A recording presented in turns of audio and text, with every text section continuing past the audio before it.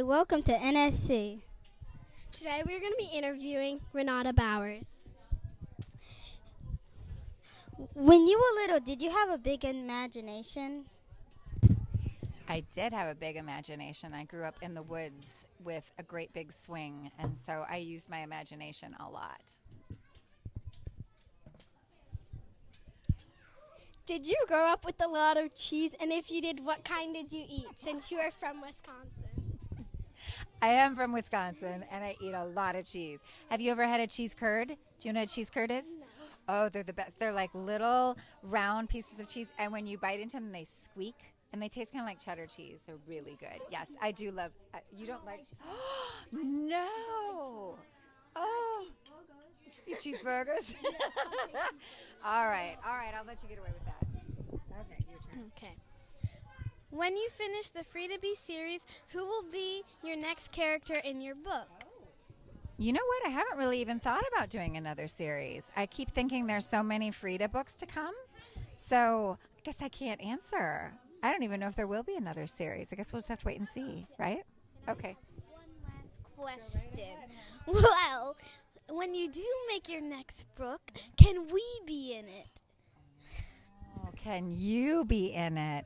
You know what? That's not really my call, is it? It's kind of the illustrator's job. And I'm trying to picture well, there is a piece in the book where there's lots of kids sitting in a library. So you might have to look and see if there's anyone in that book that looks like you someday. All right? Okay. Do you have any siblings? I do. I have two older sisters. Their names are Julia and Jennifer. Oh, okay. What do you do when you are not writing? I really like to bake a lot. Your mom's a baker? I do. Because I like the way the house smells when you bake. It smells good.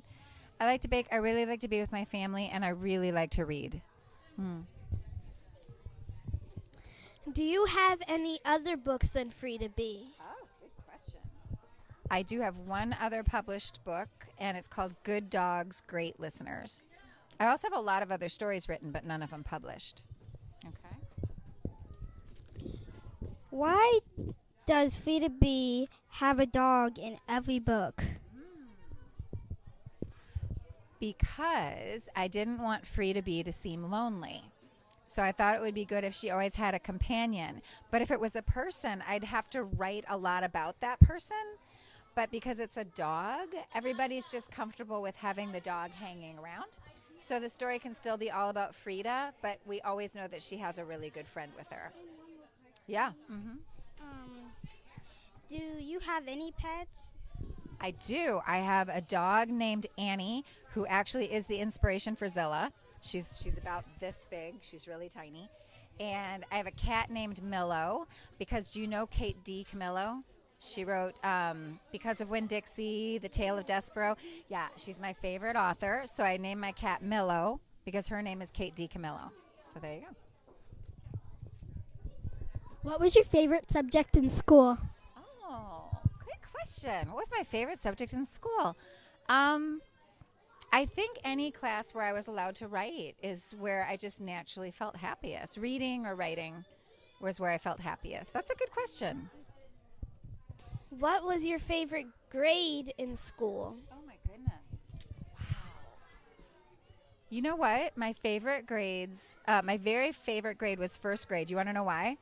Because I had a teacher, Mrs. Dorn. She had a reading bathtub in her classroom. It was like an old clawfoot tub and was painted red, and she had it filled with pillows. And if you got all your schoolwork done, you could earn the chance to go read in the reading bathtub.